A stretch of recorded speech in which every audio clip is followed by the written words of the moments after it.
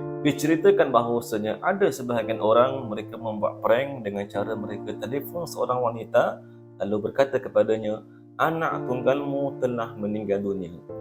Perempuan itu terkejut, sedih dan pingsan dan dibawa ke hospital dan akhirnya meninggal dunia kerana terlalu sedih atas kematian anak kesayangannya.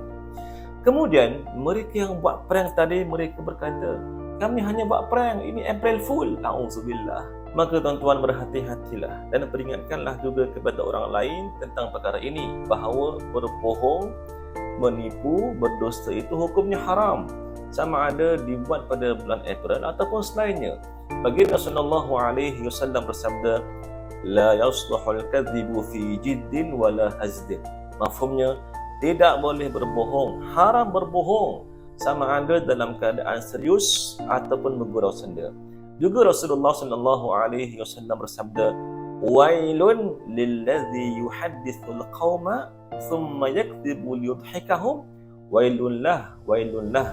Mafhumnya, celakalah orang yang bercakap kepada suatu kelompok manusia lalu dia berdusta untuk membuatkan mereka ketawa. Celakalah dia, celakalah dia.